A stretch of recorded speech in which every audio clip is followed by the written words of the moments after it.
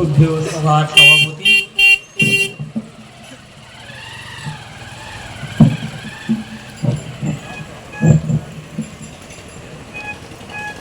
মঞ্চে উপস্থিত আছেন আমাদের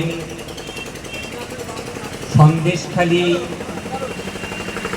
বিধানসভা কেন্দ্রে যেভাবে আন্দোলনের হুঁশিয়ার নেতৃত্ব শ্রদ্ধেয় কংগ্রেস সন্ন্যাসীরা, নিরঞ্জন দা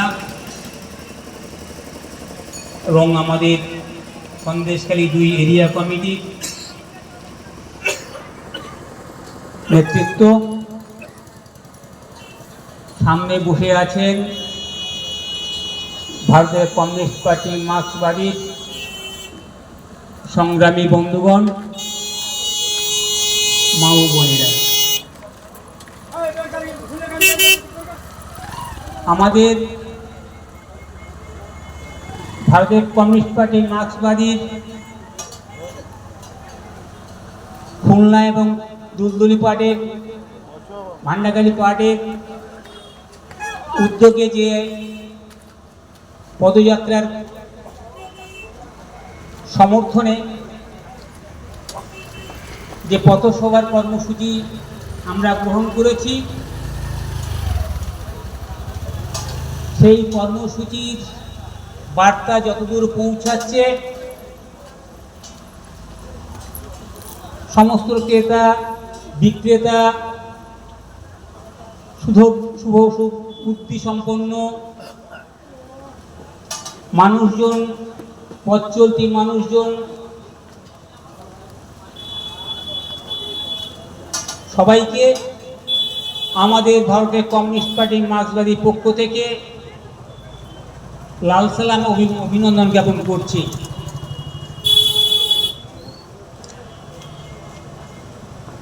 সভাপতি আপনাদের সামনে আলোকপাত করার চেষ্টা করেছেন যে এই সময়কালে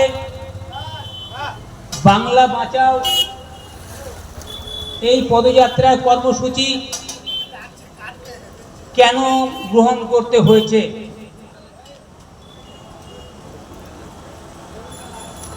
আপনারা সকলেই জানেন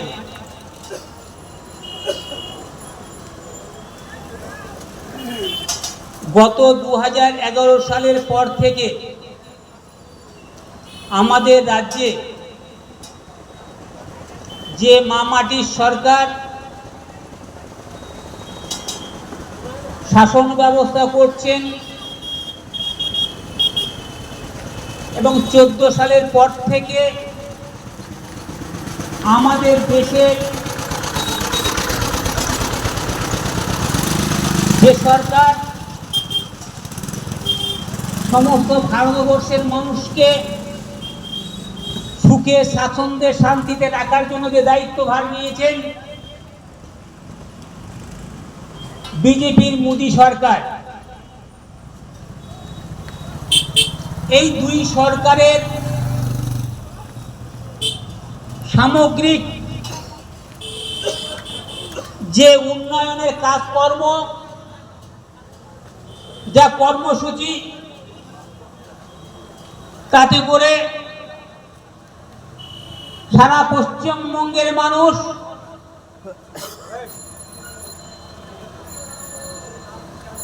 বিভিন্ন দিক দিয়ে শোষিত, বঞ্চিত, লাঞ্ছিত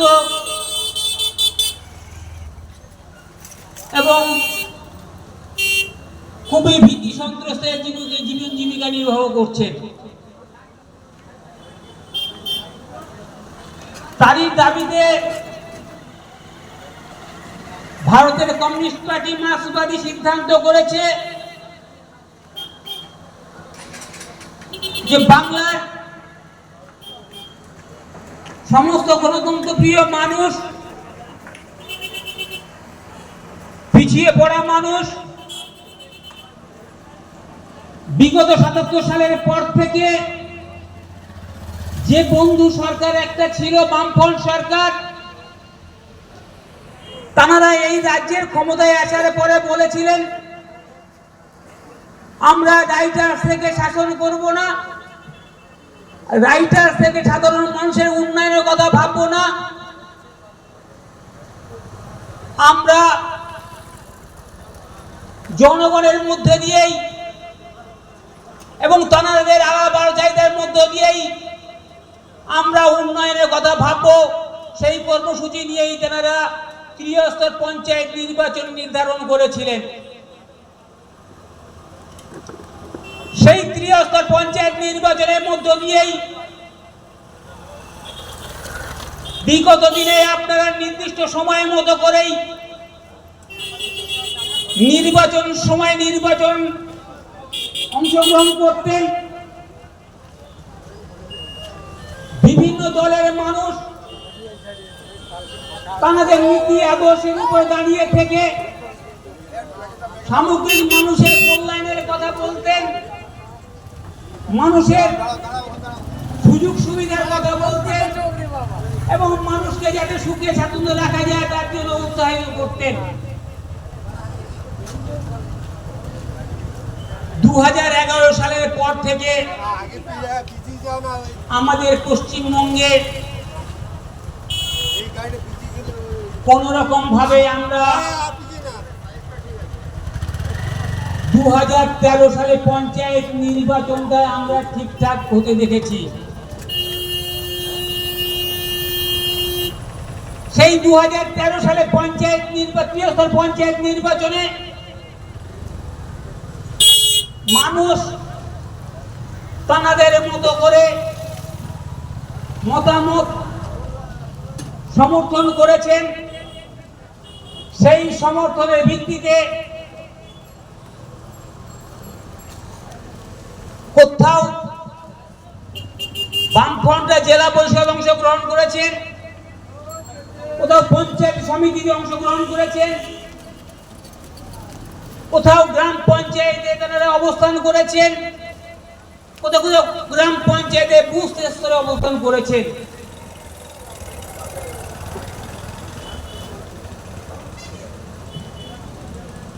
তারপরে আমরা কি দেখলাম, 2016 সালের বিধানসভা নির্বাচনের পর থেকে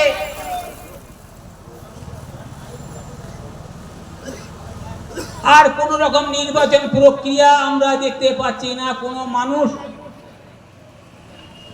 তার ভোটাধিকার মধ্য দিয়ে তার মনের মতো করে সরকার বা পঞ্চায়েত গঠন করার সুযোগ সুবিধা পাচ্ছেন না।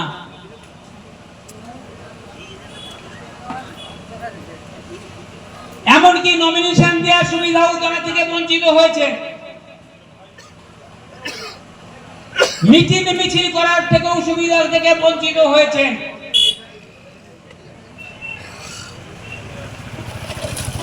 তার মানে একটা সময় এই মহামাটির সরকার রাজ্যে অবস্থান করার পরেই বলেছিলেন যে 90% কাজ হয়ে গেছে। তারপরে আজ পর্যন্ত যদি প্রায় 14 বছর ধরে শাসন ব্যবস্থায়, তাহলে তো সবটাই পরিপূর্ণ হয়ে যাওয়ার দরকার, তাই নির্বাচনের দরকার নেই।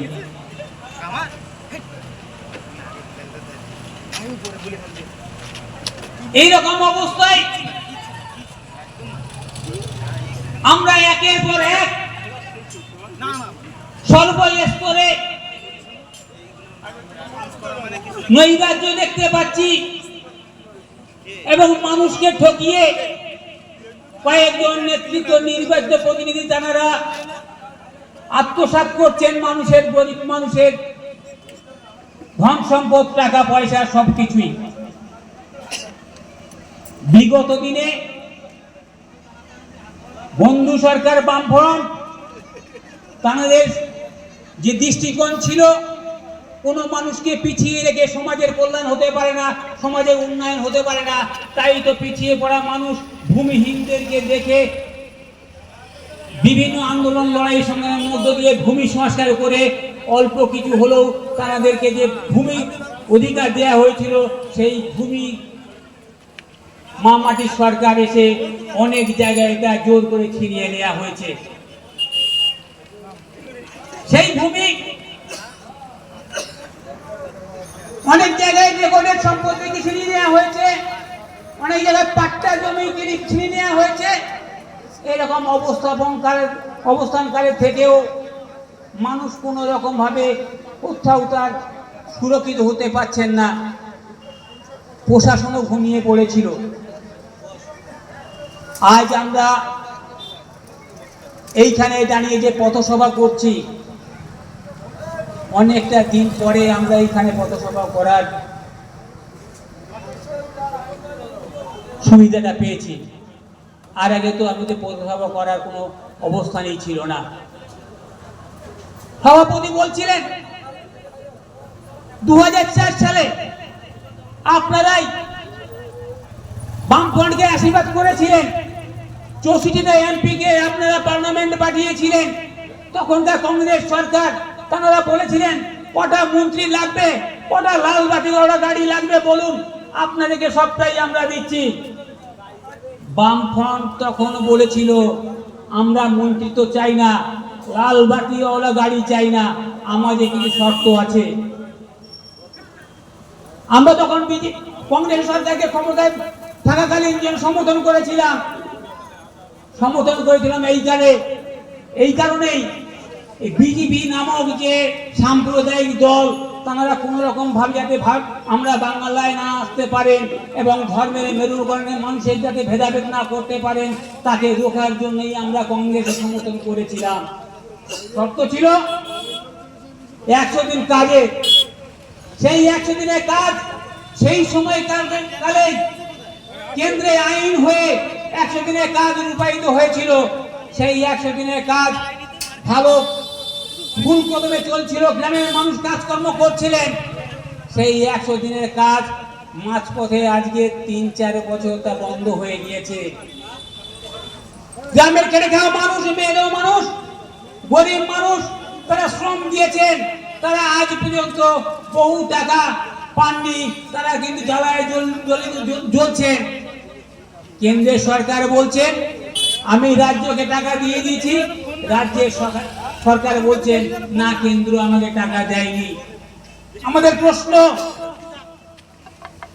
কেন্দ্রের সরকার যদি টাকা না দিয়ে থাকে, খেটে খাওয়া গরিব মানুষের টাকা, তাহলে আপনি আইনের আশ্রয় নিচ্ছেন না কেন? আপনি কোর্টে গিয়ে তাদের নামে অভিযোগ করছেন না কেন?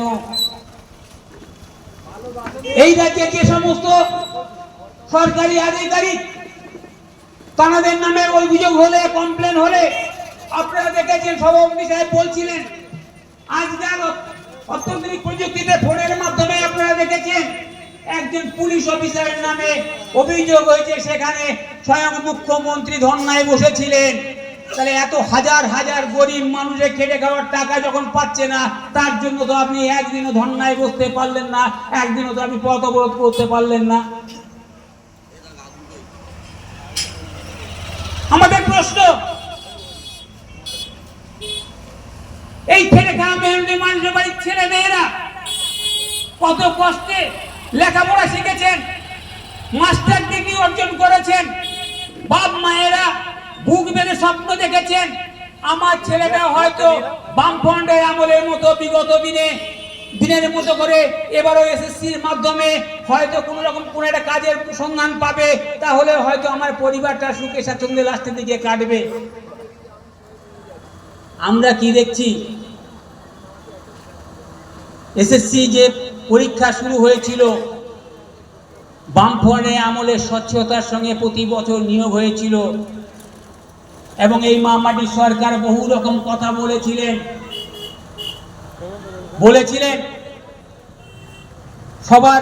সবাইকে সুখে স্বাচ্ছন্দ্যে রাখবেন। কি সুন্দর নাটক করে নিয়ে এই বন্ধু সরকারকে সরিয়েছিলেন। আমরা সমগ্র মানুষের কাছে বলার চেষ্টা করেছিলাম, তৃণমূল এবং বিজেপি যে কথা আপনাদেরকে বলছে ক্ষমতায় আসার জন্য, আপনারা কিন্তু ভুলবেন না, বিশ্বাস করবেন না। ওনারা কখনোই সাধারণ গরিব মানুষের উন্নয়ন করতে পারেন না, সাধারণ মানুষের ভবিষ্যৎ করতে পারেন না, কোনো রকম ভালো পথ দেখাতে পারেন না। আজকের আপনারা অভিজ্ঞতার সঙ্গে মিলিয়ে দেখে নিন, যে সময় বামফ্রন্ট সরকারের পতন হয়েছিল, পাড়ায় পাড়ায় যে ভিডিও দেখানো হয়েছিল চপলা মালিক এবং ওই যে কিষেনজি বলেছিলেন মমতা বন্দ্যোপাধ্যায়কে মুখ্যমন্ত্রী হিসেবে দেখতে চাই, তাদের অবস্থান কোথায়? আজকে চপলা মালির কথা দেখতে পাওয়া যায় না। মাননীয় মুখ্যমন্ত্রী বলেছিলেন বামফ্রন্টের আমলে প্রচন্ড দুর্নীতি হয়েছে, সবাই একেবারে দুর্নীতির সঙ্গে গলা সমান পড়ে আছে, তাদের ফাইল রেখে আসার কথা বলেছিলেন, সব ফাইল গোছানো আছে। আজও পর্যন্ত তারা একটাও বামফ্রন্টের মন্ত্রী, নেতা, কর্মী, সমর্থকদের কোন রকম ভাবে অভিযোগ তুলতে পারেননি। আমরা আজকে দেখে কি দেখতে পাচ্ছি আপনারা সবাই জানেন। এই কথা বলে তাদেরকে হাইলাইট করা বা আপনাদেরকে ভারপ্রান্ত করা ঠিক হবে না। আমি যদি নির্বাচিত প্রতিনিধি হয়ে থাকি, শাসক দলের নেতা হয়ে থাকি, তাহলে বুক চিতিয়ে আমি কেন সবার সামনে ঘুরতে পারবো না? পুলিশের আড়ালে কেন আমাকে লুকিয়ে থাকতে হবে? আজকের কি দেখছি আমরা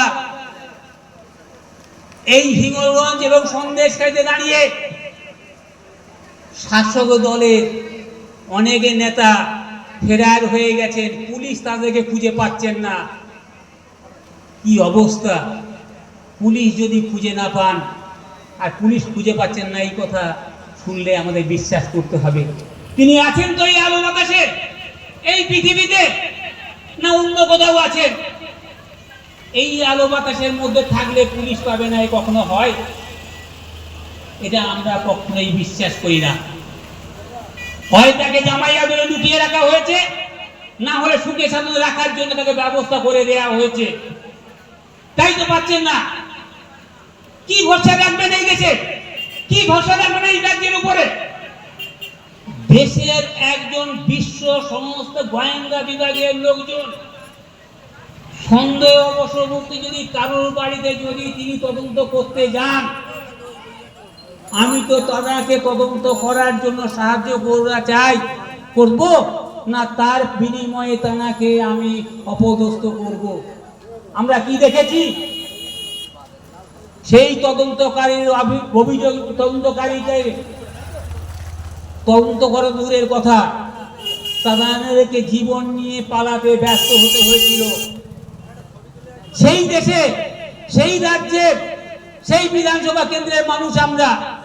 তাই আমরা বলতে চাই, এই যে উত্তরবঙ্গ থেকে গত 29শে নভেম্বর যে পদযাত্রা শুরু হয়েছে, এই পদযাত্রা বাংলা বাঁচাও পদযাত্রা, এই পদযাত্রাকে যদি আপনারা সমর্থন করতে চান, আমাদের পার্টির পক্ষ থেকে সমস্ত শিক্ষিত বেকার যুবকদের কর্মসংস্থানের দাবিতেই এই বাংলা বাঁচাও পদযাত্রা, কৃষকের ন্যায্য ফসলের দাবিতেই এই পদযাত্রা, কৃষক যাতে তাদের চাষের সমস্ত সামগ্রী ভর্তুকির মাধ্যমে পেতে পারেন তার দাবিতেই আমাদের এই পদযাত্রা, সমস্ত মা বোনেরা যাতে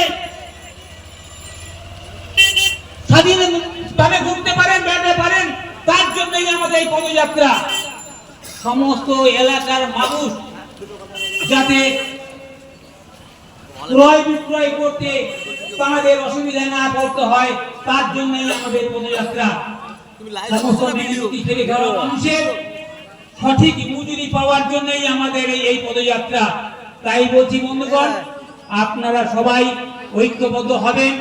আগামী দিনে আপনারাই ঐক্যবদ্ধ হয়ে আপনাদের সঠিক দিশা দিয়ে আপনারা সঠিকভাবে নির্ণয় করে সঠিক সংগঠনকে, আপনাদের মনোভূত লোককে আপনারা বিধানসভা কেন্দ্রে পাঠাবেন, যাতে আপনাদের স্বার্থ সুরক্ষিত করার জন্য লড়াই করতে পারে এবং আপনাদের স্বার্থ সুরক্ষিত হয়। এই কাজটি করবেন, এই কথা বলে আপনাদের অভিনন্দন জানিয়ে আমি আমার কথা এখানেই সমাপ্ত করছি। ইনকিলাব জিন্দাবাদ, সারা ভারত কৃষক সভা জিন্দাবাদ।